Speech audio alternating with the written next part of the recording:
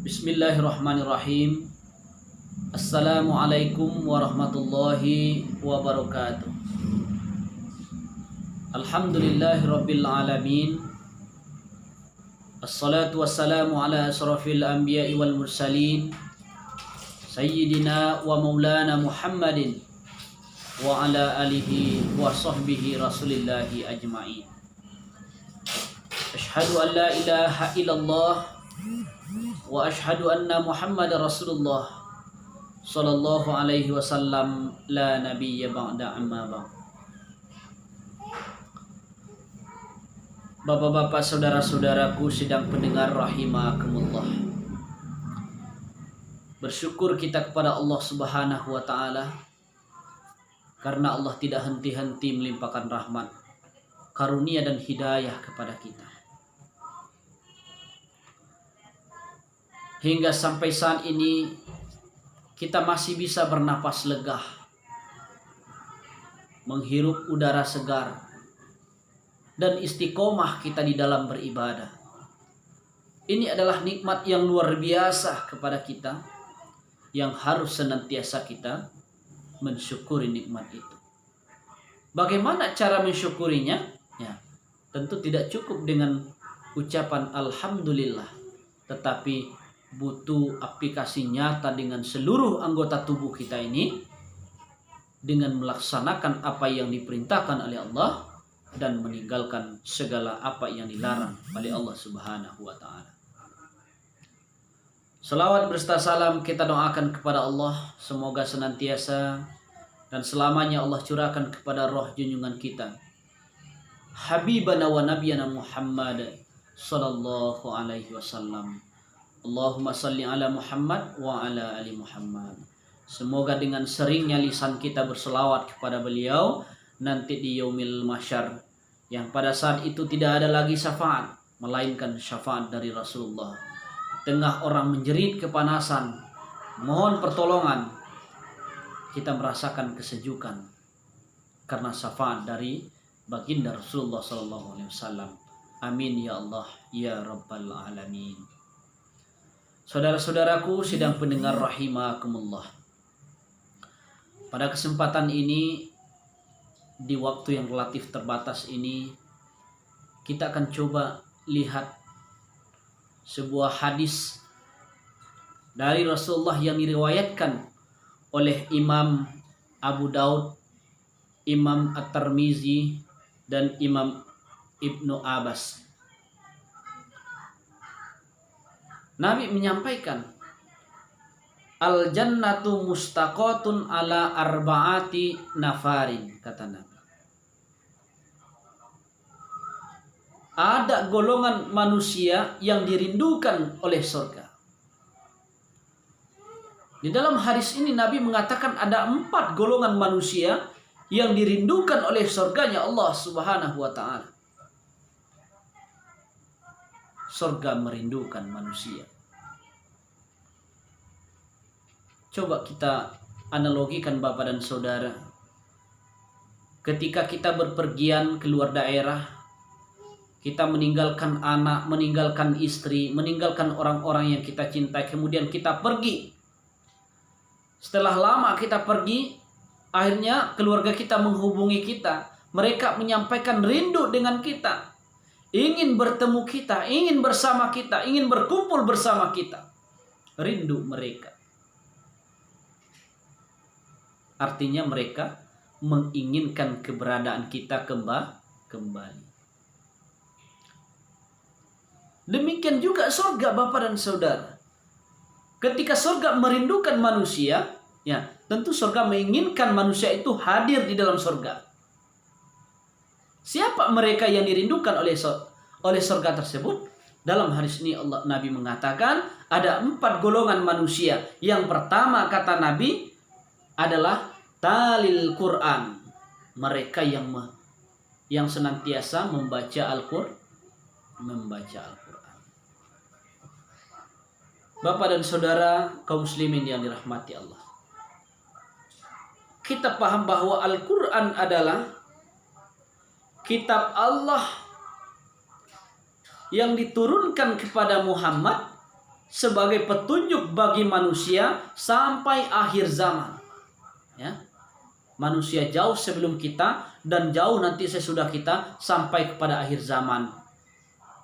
Al-Quran adalah pedoman. Inilah Al-Quran, kitab Allah Subhanahu wa Ta'ala. Ya.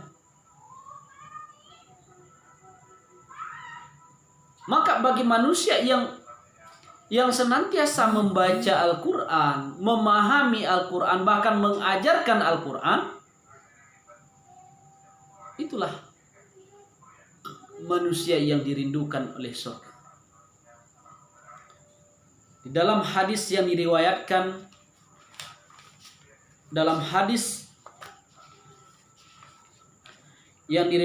oleh Bukhari, Nabi menjelaskan, khairukum man ta'allama al-Qur'an wa 'allamah. Sebaik-baik manusia adalah mereka yang mempelajari Al-Quran kemudian mengamalkannya. Mereka yang mempelajari Al-Quran dan mengamalkannya.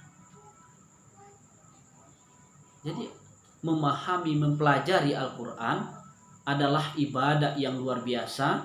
Dan karena itu ibadah membaca Al-Quran ini asbab surga merindukan kita.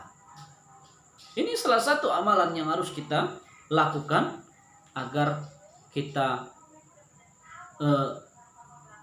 dirindukan surga dan kita merindukan surga tersebut. Bapak dan saudara kaum muslimin yang dirahmati Allah. Maka yang pertama kata Nabi, talil Quran, mereka yang senantiasa membaca Al-Quran, ya, membaca Al-Quran, memahami Al-Quran, dan mengajarkan Al-Quran. Banyak lagi keutamaan-keutamaan membaca Al-Quran. Bapak dan saudara kaum muslimin yang dirahmati Allah, apalagi pada saat ini Allah melipat-lipat gandakan pahala membaca Al-Quran. Pada saat ini kita berada di bulan Ramadan, di mana Ramadan juga bulan di mana Allah turunkannya Al-Quran. Pada 17 Ramadan atau kita sebut dengan Nuzulul Quran, turunnya Al-Quran. Kemudian juga di dalam hadis lain Nabi mengatakan, tidaklah saya katakan, kata Allah, alif lam mim itu satu huruf, melainkan 3 huruf dia. Alif 1 huruf, lam 1 huruf, mim 1 huruf. Dan setiap huruf yang kita baca itu Allah balasi dengan pahala 10 kali lipat. Coba kita bayangkan. Alif lam mim. Kita sudah dapatkan 30 kebaikan. Masya Allah. Mari kita gemari membaca Al-Quran, memahami Al-Quran dan mengajarkan Al-Quran. Ini yang pertama kata Nabi, mereka yang dirindukan oleh surga, talil Quran, mereka yang membaca Al-Quran. Kemudian yang kedua adalah Nabi mengatakan di dalam hadis ini, ya, wahafizil Quran, wahafizil lisan, wahafizil lisan. Yang kedua adalah mereka yang menjaga lisannya, ya. Karena lisan adalah sumber segalanya. Kebaikan, keburukan bersumber dari lisan. Nah, ketika suatu saat Luqmanul Hakim dipanggil oleh tuannya, wahai Luqman, coba engkau sembelih 1 ekor kambing, kemudian kau ambil 1 bagian dari kambing tersebut yang paling baik, yang terbaik. Kemudian Luqmanul Hakim menyembelih kambing tersebut, dibersihkan oleh Luqmanul Hakim. Kemudian apa yang diambil Luqman? Diambil oleh Luqmanul Hakim lidah kambing tersebut, kemudian diberikan kepada tuannya. Ini tuan.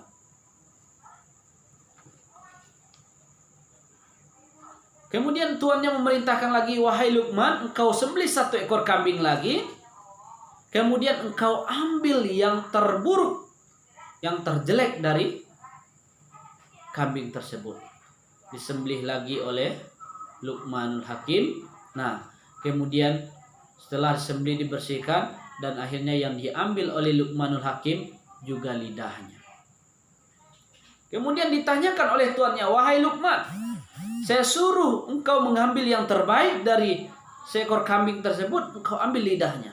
Saya suruh mengambil yang paling buruk, yang terjelek dari kambing tersebut, kau juga mengambil lidahnya. Kenapa demikian?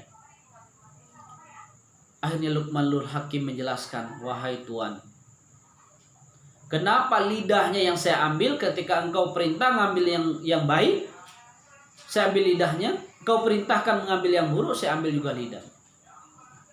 Karena lidah adalah sumber dari kebaikan dan keburukan. Kalau seorang yang baik, mereka bisa menjaga lisannya. Apa yang keluar dari lisannya tidak menyakiti orang lain. Lisannya tidak menyakiti orang lain. Kata-katanya menyenangkan, menyejukkan hati orang lain. Jadi lidah adalah sumber dari kebaikan. Kemudian kenapa lidah juga yang saya ambil ketika engkau perintahkan mengambil yang paling jelek dari seekor kambing? Karena lidah juga lah sumber keburukan, kejelekan yang membuat orang lain sakit, tersinggung. Lidah juga, maka lidahnya juga yang saya ambil. Bapak dan saudara kaum muslimin, sidang pendengar yang dirahmati Allah. Jadi kita simpulkan bahwa seorang yang bisa menjaga lisannya, maka dia akan selamat dari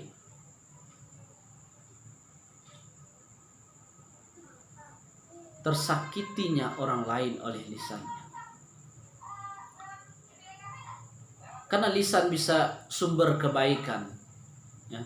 Dengan lisan kita berkata, dengan lisan kita berzikir kepada Allah, dengan lisan kita beristighfar kepada Allah, dengan lisan kita bertasbih, tahlil dan tahmidnya.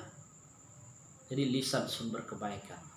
Kemudian dengan lisan juga kita berkata kotor, menyakiti orang lain, ya, membuat orang lain sakit oleh lisan kita, maka lisan juga lah sumber keburukan tersebut.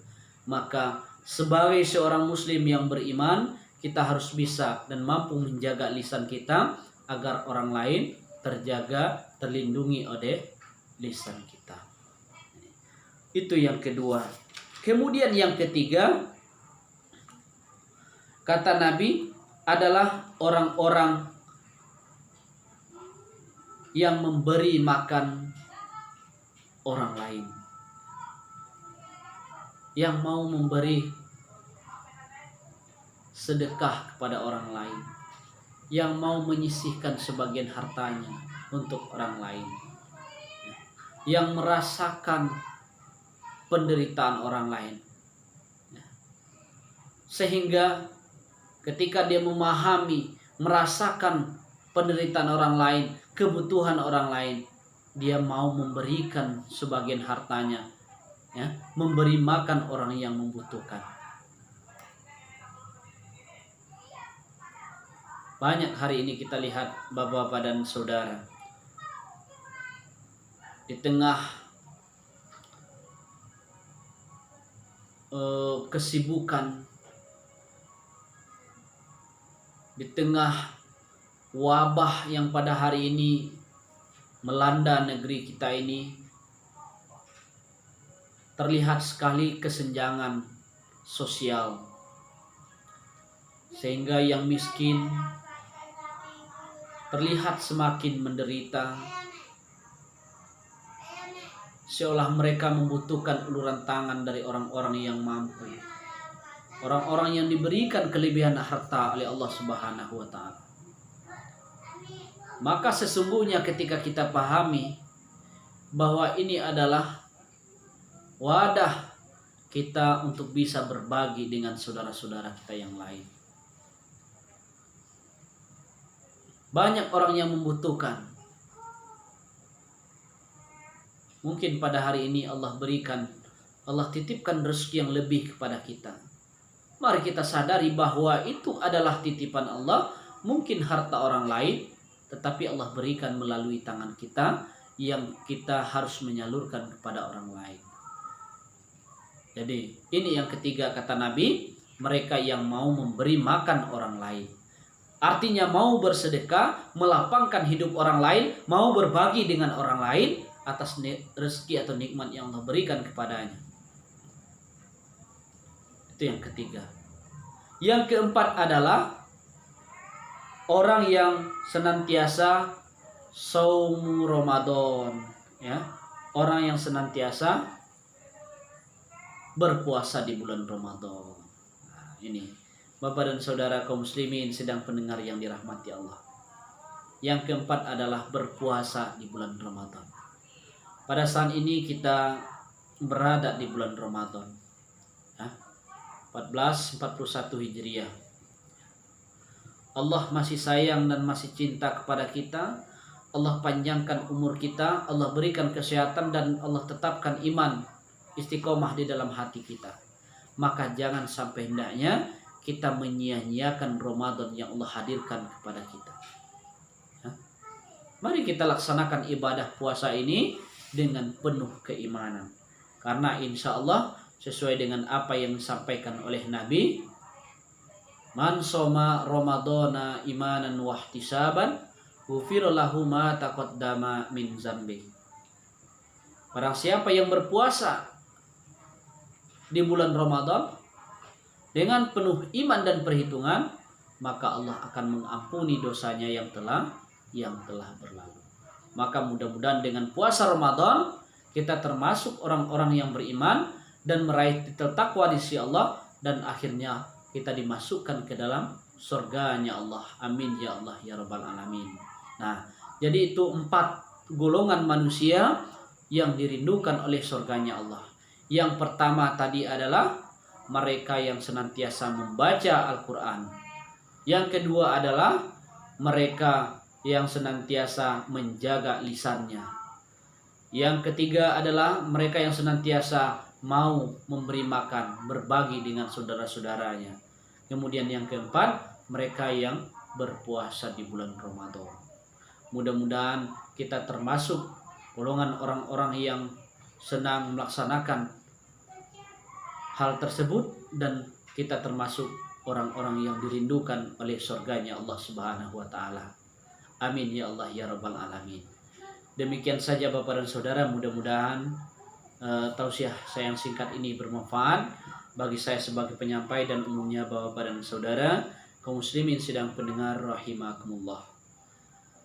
Demikian saja akhirul kalam. Assalamualaikum warahmatullahi wabarakatuh.